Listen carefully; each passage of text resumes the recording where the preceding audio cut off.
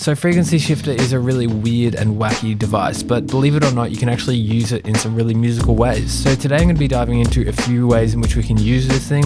If you do like these sort of analog style sounds, then go check out our free analog sample pack in the description below. So before I start, I'm going to do a quick rundown of frequency shifter. There's really not too much to go over. So there's this main knob here, and this just shifts the frequency of your audio up by a hertz value, however much you shift it up. So if we have a tone at 100 hertz and we add 100 hertz in the frequency shifter here, you can see that it goes up to 200 hertz, right?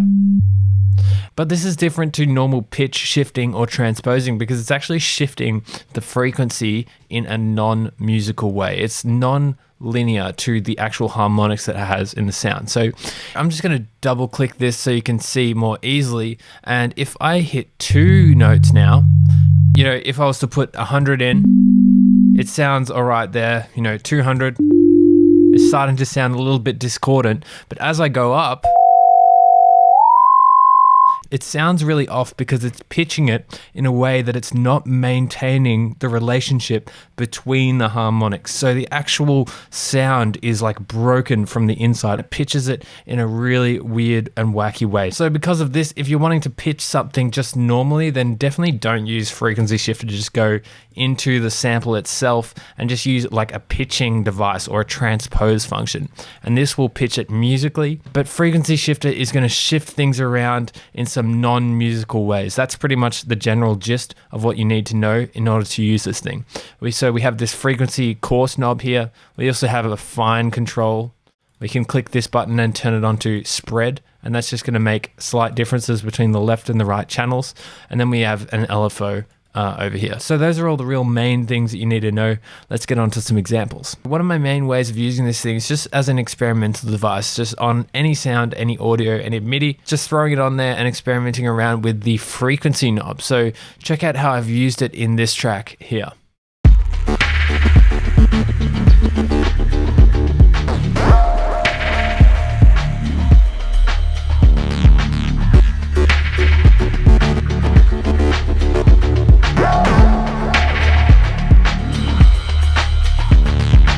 So getting this effect is kind of a combination between choosing a nice sample and also experimenting around with this frequency knob automation. So I've got this sample here. It's already quite metallic and gritty, and these factors are really accentuated when you start pitching it around with the frequency shifter. So I'm just going to experiment here, hit record, and try and find something that I like.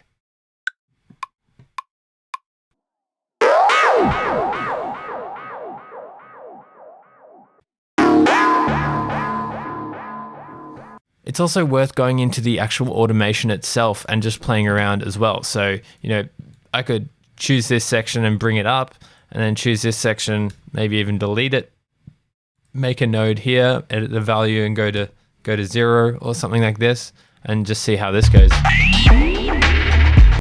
Maybe that was a bit too much, so I'll bring this down. I really like that sort of second half of the sound. Maybe I could copy this automation here, paste it here, and then do something slightly different. That's pretty cool as well. So over here, I've sort of made a slowly progressing one, which has a slightly different feel as well. It's pretty cool. What I've also done to accentuate this effect is to have 2 echo devices and slightly change one of the delay times to be a little bit different than the other. And this way, whenever you make movements with the frequency shifter, they sort of bounce around and create some really cool effects. So this is how I've sort of gotten this effect. It's a really simple way of using this device and can yield some really cool results as well. So another really cool way of using this thing is to use it to make transients. I'm a really big fan of making transients in some weird ways and then layering them on top of things like bass lines to give it a little bit of extra interest as well. So I'm going to grab this frequency shifter here, just drag it on there. I'm actually going to put it into an audio effect rack and make another chain here that's like a dry chain. So I'm going to have this frequency shifter wet chain, and then a dry chain. So this way it's parallel processing rather than direct processing, and I can like toggle back and forth between just listening to one or the other pretty easily. So I've got this like bass tone here, and what I'm going to do is enable frequency shifter here, and then sort of just start playing around with it.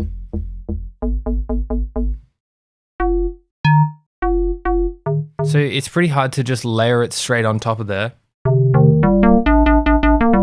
because as we discussed earlier, it doesn't stay in key. It's not musical.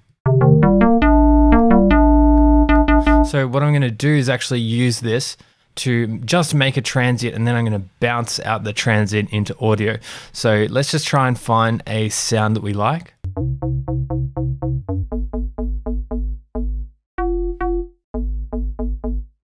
I kind of like this sound here.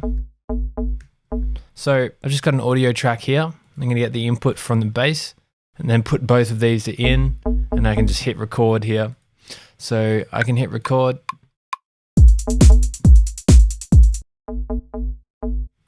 And then sort of just play around. I might turn the volume of this thing up a bit as well.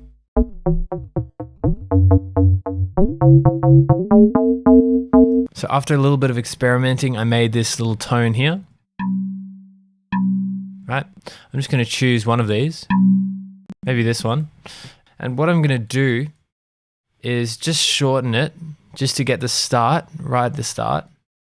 And then I'm going to click on it and hit Command J to consolidate it. So it's like its own audio clip now. And then what I'm going to do here is this operator's in an instrument rack, but if it's not, then just hit Command G and hit this little icon here. And I'm going to drag this sample directly in here.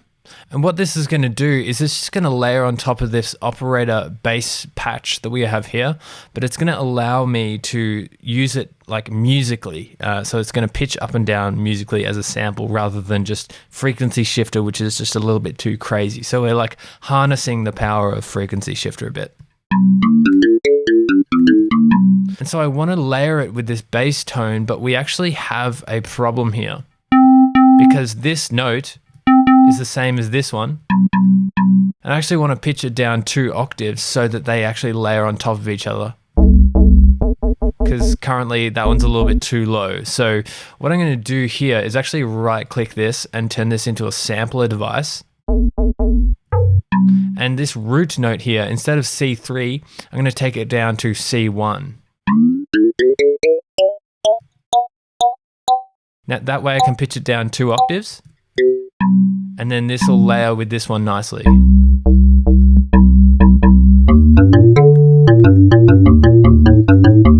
So now we have a really cool transient, right? I can even go in here and sort of shape this transient a little bit.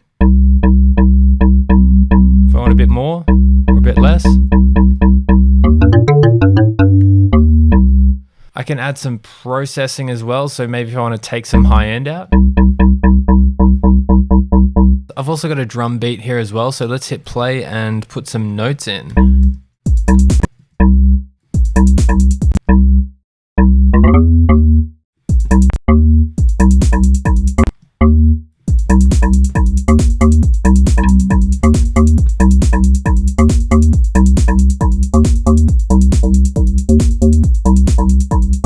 I've got a filter delay here as well, so let's just do a little bit more processing on this and see what we can get out of it.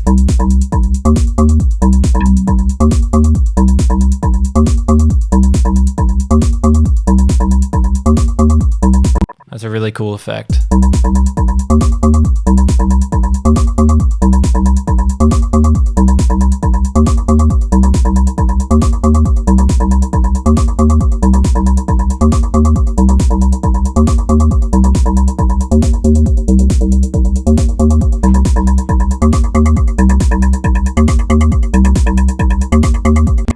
So frequency shifter is a really cool way of making transients that layer really well with bass lines that can make them sound a lot more analog. So another really cool way of using frequency shifter is for just gentle pad movement. So I've got this synth pad here and it's very static, it's very still. Have a listen.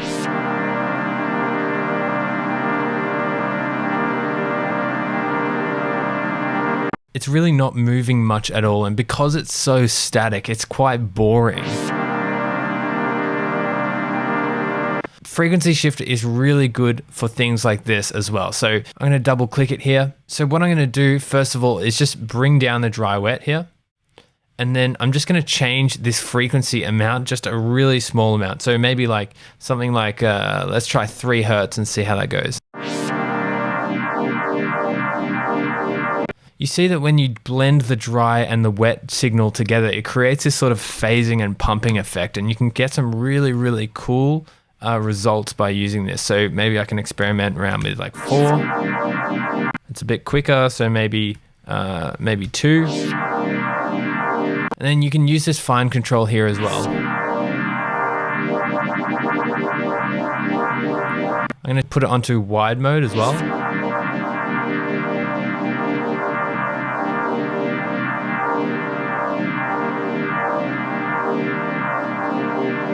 I'm going to put down the dry wet even more so it's really subtle.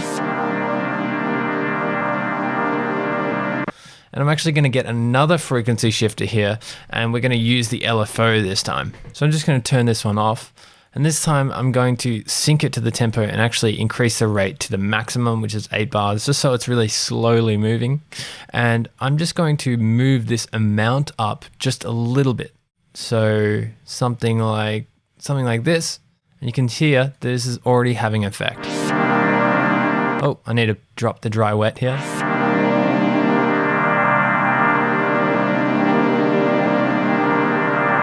I'm going to actually put this into wide mode and then just bring the spread up just a tad as well.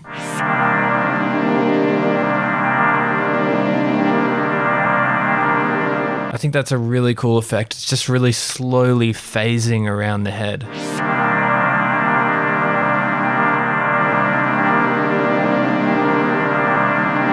It might be hard to hear if you don't have headphones on. And so I'm just going to bring it in combination with this one and just play around with the dry wet of each to get a nice amount of movement.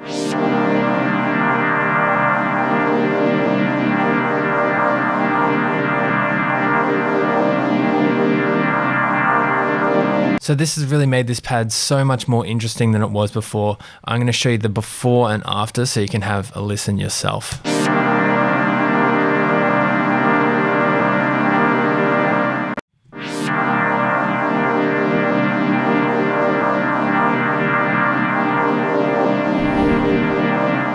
So it's a really cool way of getting some nice, interesting movement in your pads. So a little special mention is using this frequency shifter on effects as well. So I've got this effect here. But the problem is when I play it too many times in a row, then it starts to get boring because it's literally the exact same sound every time I play it. So frequency shifter is a really good way of overcoming this because I can just put this on and turn the LFO amount up. And I'm just going to maybe play around with this rate as well, but I'm just going to keep it quite slow.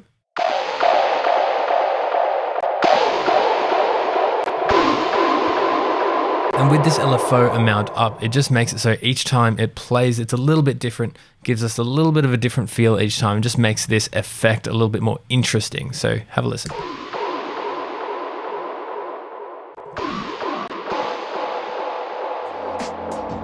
So there really is a lot that you can do with frequency shifter. I hope you've learned a few fun ways in which you can use it. If you liked the video today, remember to like and subscribe to the channel. Otherwise, thanks for hanging out, stay safe, and I'll see you in the next one.